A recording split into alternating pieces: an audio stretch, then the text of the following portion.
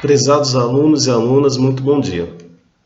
Hoje trataremos da figura relativa ao condomínio edilício.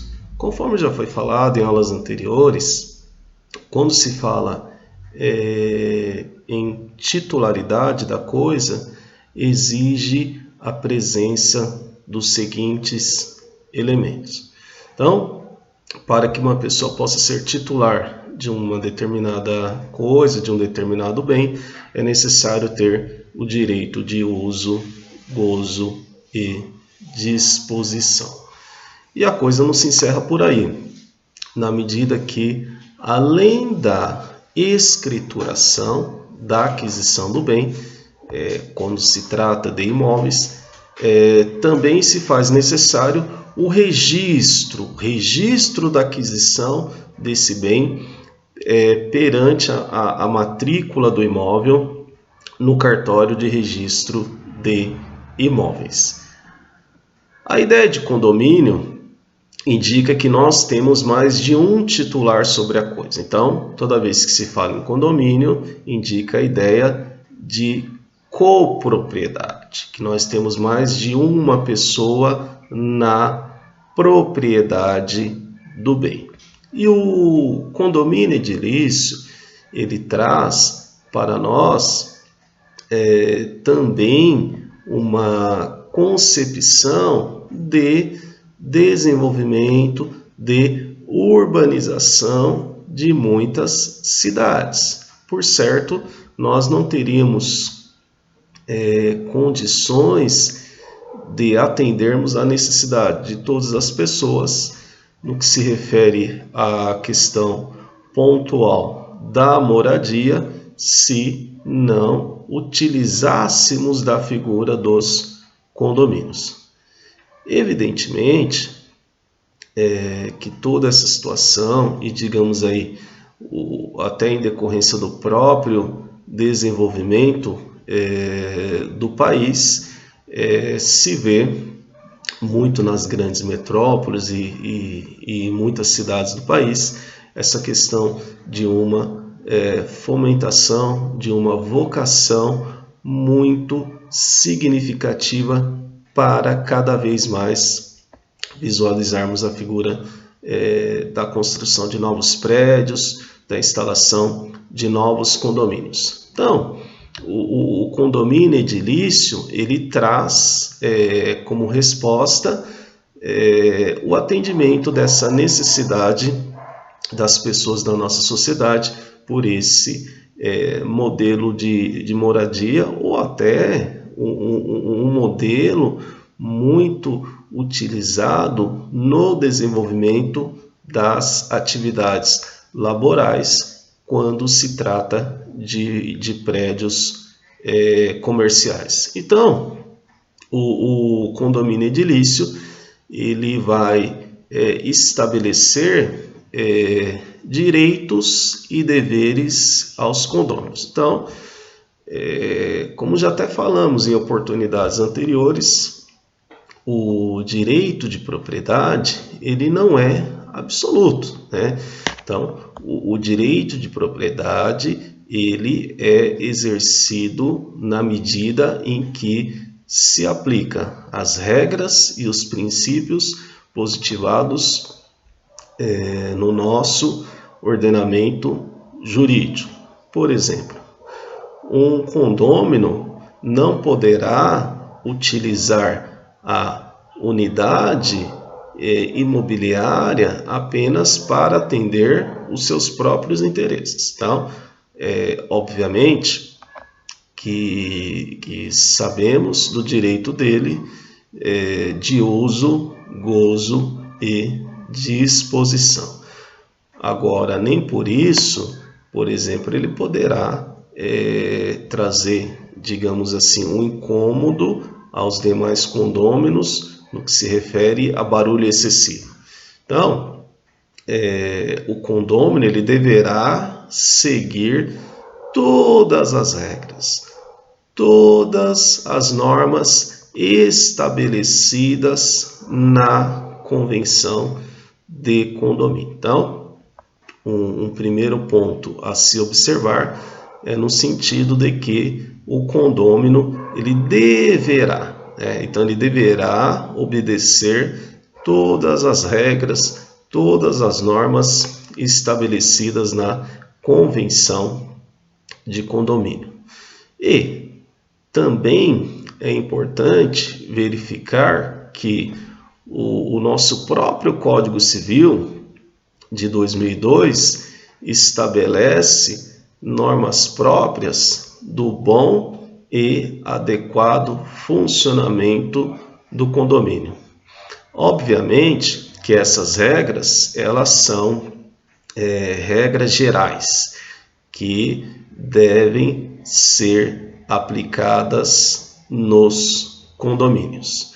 De maneira que a inobservância de normas aplicáveis ao condomínio vai gerar ou pode gerar a imposição de alguma penalidade. Então, por exemplo, quando nós falamos em todos esses comandos normativos que estão positivados, que estão estabelecidos na convenção de condomínio, a inobservância desses fundamentos implicará em uma, ou poderá implicar em uma penalidade. Então, o síndico que foi eleito por assembleia e é o responsável pela administração do condomínio, ele poderá aplicar uma multa se perceber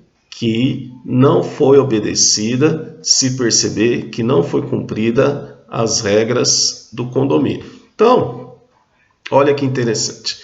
Esse convívio harmônico entre os condôminos dependerá do quê? Do cumprimento dessas regras. Porque se nós não tivermos o cumprimento dessas regras, em especial estabelecidas na convenção do condomínio, nós não temos como fazer frente ao bom e adequado convívio harmonioso entre os condôminos. E essa harmonia não é sinônimo apenas de bem-estar, é a representação de condições mínimas de convivência no condomínio. Então, evidentemente que, a exemplo do que nós já falamos, até em situação de exercício do direito de propriedade, que não seja condomínio, mas que seja uma relação de direito de vizinhança, então nós já temos regras próprias que precisam ser aplicadas para que não tenha um mau uso da propriedade. Em relação ao condomínio, não é diferente. Então, se faz necessário a observância de todas essas normas para que não se tenha um mau uso da propriedade condominial.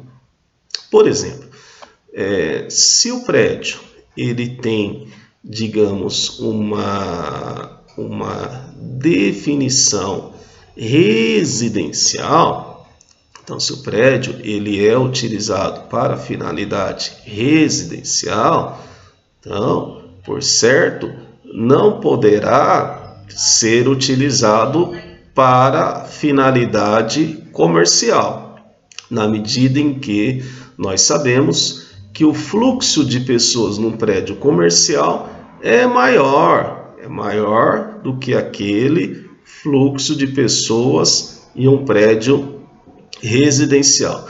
Daí a necessidade, de todos os condôminos, sem exceção, cumprirem as normas estabelecidas na convenção de condomínio. E hoje nós vivemos uma situação um tanto diferente daquela em que tivemos em décadas passadas. Então, hoje nós devemos pensar, vamos supor, numa boa e adequada gestão condominial. Temos que pensar na questão do bom e adequado uso do recurso natural que é a água, porque nós já tivemos crise no fornecimento de água em várias cidades, né, ou alguns estados do nosso país. Então esse é um desafio no que se refere à utilização da água no condomínio. Nós temos também um outro exemplo que é o aspecto da segurança. Então o condomínio ele precisa ter mecanismos, ele precisa ter ferramentas que possam trazer uma segurança maior aos condôminos no exercício do direito de proprietário. Então são o quê?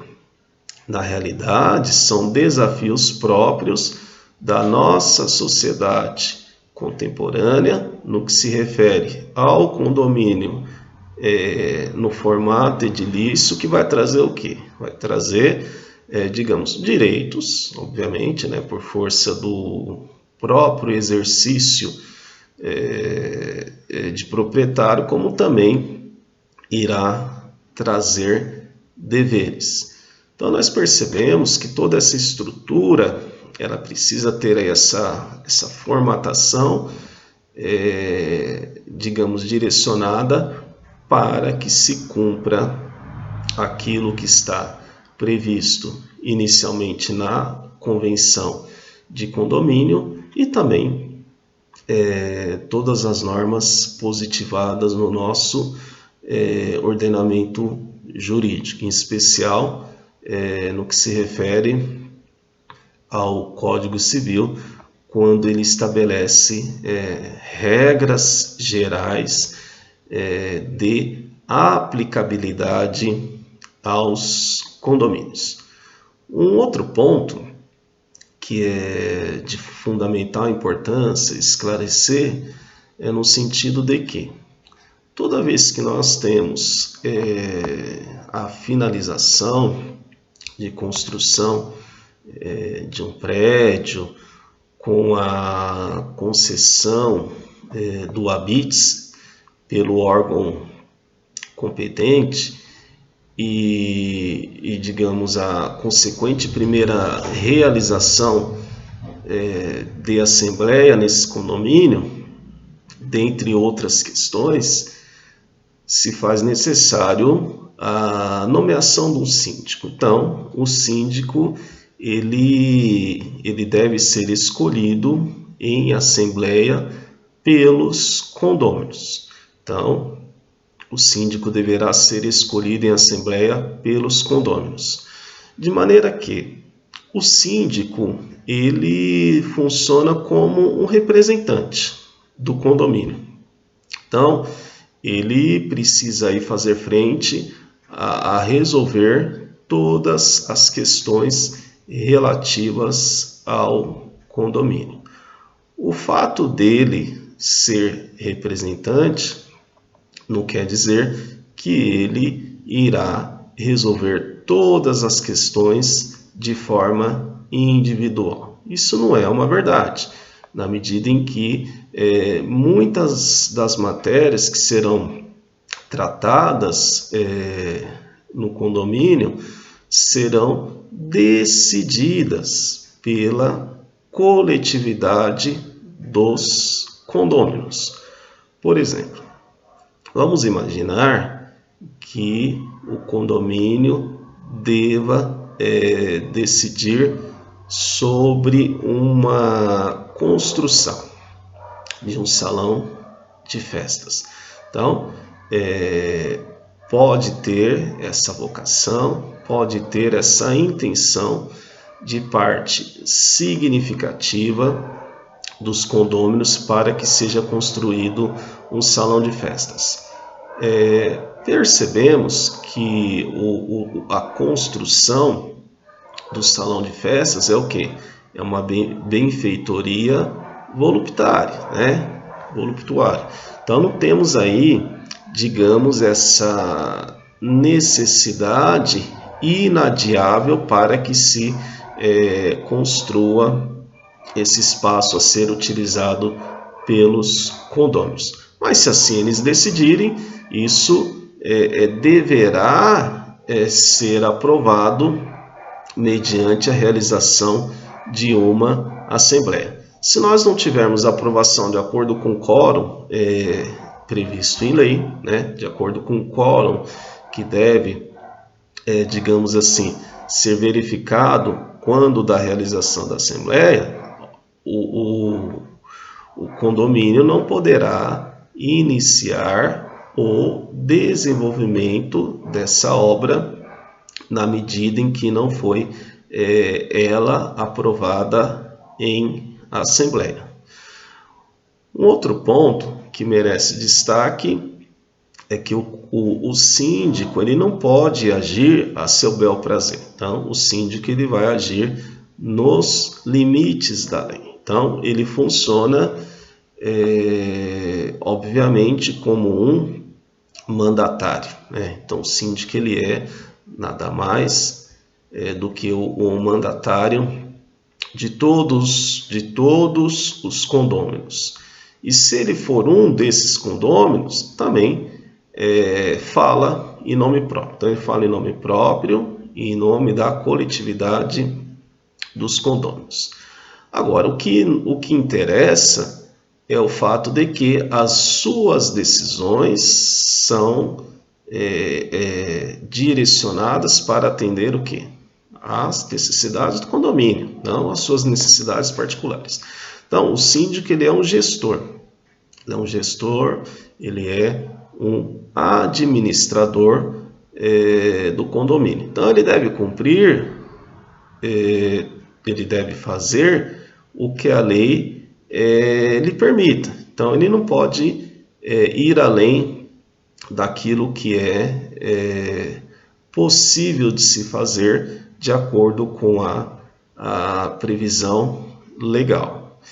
E um outro fator bastante interessante é no sentido de que, se o condomínio tiver alguma demanda de natureza judicial, o síndico é que vai representá-lo, o que em processo civil significa integração de capacidade. Então vamos pensar o seguinte: se o condomínio ele entra com uma ação judicial contra uma determinada pessoa física ou jurídica, então esse condomínio, que neste caso figura no polo passivo no polo ativo, melhor dizendo, da demanda, ele deverá ser representado pelo síndico, o que representa a integração de capacidade.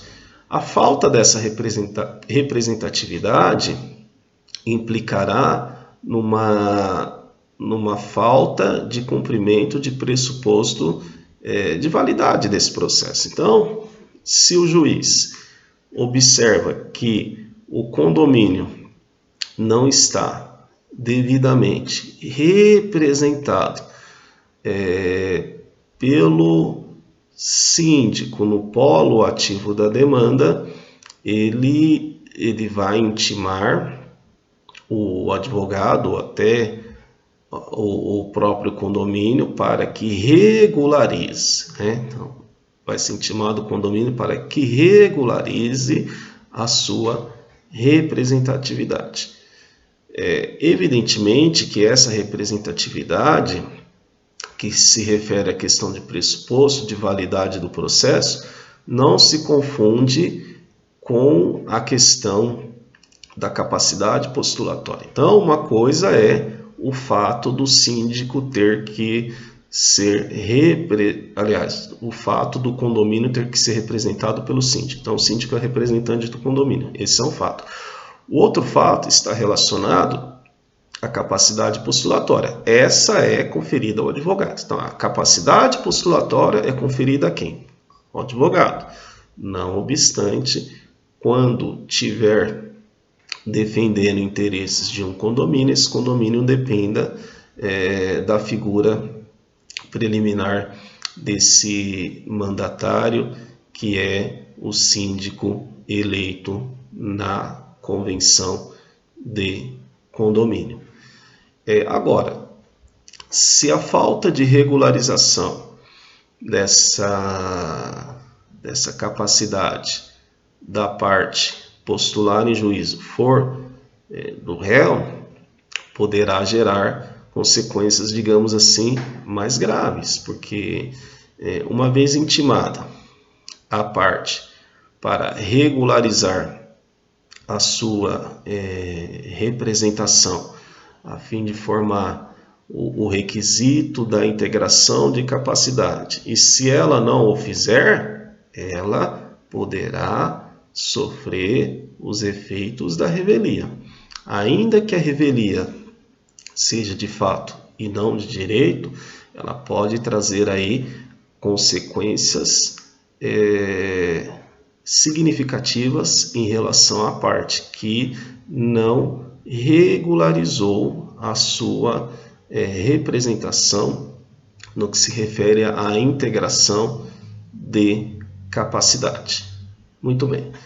Um outro ponto que chama atenção é no sentido de que o síndico ele pode ser destituído. Então, se os condôminos perceberem que o síndico não está cumprindo aquilo que é determinado pela lei, pode ser convocada uma assembleia que vai tratar da possibilidade de destituição do síndico.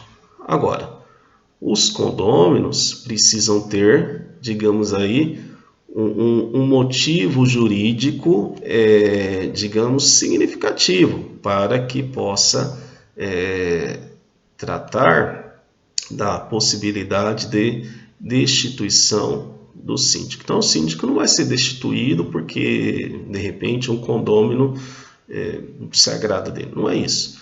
Na verdade, essa destituição, se for o caso, ocorrerá nas hipóteses previstas em lei. Então, não é questão, digamos, de ter ou não afeto em relação ao síndico. Não é isso. Na verdade, é a situação dele na condição de síndico eleito pela convenção de condomínio estar ou não cumprindo aquilo que é determinado pela lei no exercício desse ofício. Pois bem, temos ainda um fato que é bastante interessante no sentido de que esse síndico a ser nomeado, ele poderá ser um dos condôminos, né? Então, é até um formato bastante comum, digamos, de nomeação do síndico, em que um dos condôminos é eleito a exercer essa função de representante do condomínio, como também podemos ter a figura do síndico profissional. Então, se o síndico será profissional ou não, tudo dependerá do interesse a ser veiculado pelos condôminos. Pois bem, dependendo das dimensões do condomínio, pode ser interessante, digamos, a contratação de um síndico profissional. Por quê? Muitas vezes, o grande desafio de administração do condomínio está relacionado à questão da capacidade de gestão. Então, aquela figura do síndico de décadas passadas, que muitas vezes agia de forma discreta, muitas vezes já não atende às necessidades de muitos condomínios que estão inseridos no modelo da sociedade contemporânea. Então, pode ser necessário que se contrate um síndico profissional, a fim de que possa fazer frente a todas essas necessidades, de maneira que deva apresentar, né? Então, de maneira que deva apresentar um resultado mais satisfatório no que se refere à administração do condomínio. Pode até parecer uma coisa simples fazer uma administração do condomínio, mas na verdade não é. Então, é aquela ideia, não basta o querer, né? Então, não basta o querer para que possa exercer um bom trabalho de gestão do condomínio. Precisa ter habilidade. Habilidade essa conferida a um gestor, a um administrador que tem aí uma certa agilidade na tomada de decisões e, sobretudo, a assertividade. Por quê? Decisões que não sejam, digamos, assertivas, elas podem gerar despesas. E essas despesas deverão ser absorvidas por todos os condôminos. Então, as despesas geradas no condomínio deverão ser absorvidas por todos os condôminos. Então, ainda que a maioria dessas decisões dependam da realização de assembleia, para que elas sejam tomadas, nós precisamos ter aí um direcionamento, até muitas vezes para definir ou encaminhar temas que sejam importantes para a definição das pautas das reuniões, das assembleias de condomínio. Um outro ponto que merece destaque é a questão relativa ao Conselho Fiscal.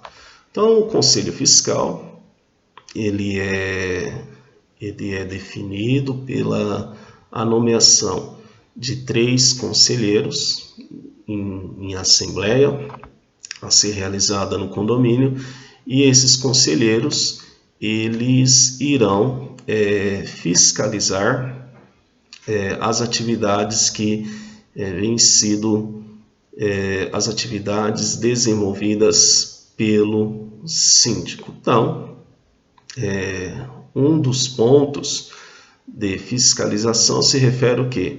A aprovação do orçamento. Então, o síndico, anualmente, ele precisa fazer o quê? Uma prestação de contas de todas as entradas e saídas de valores do condomínio. Então, ele precisa fazer uma prestação de contas e já preparar o orçamento do seu próprio, do seu próximo, né, melhor dizendo, preparar o orçamento do seu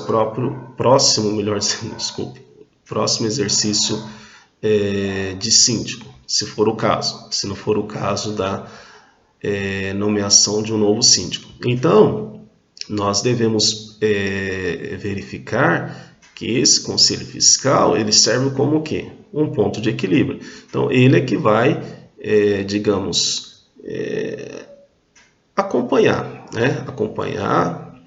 essas contas que são entregues para que verifique se existem incorreções na entrega das contas pelo síndico.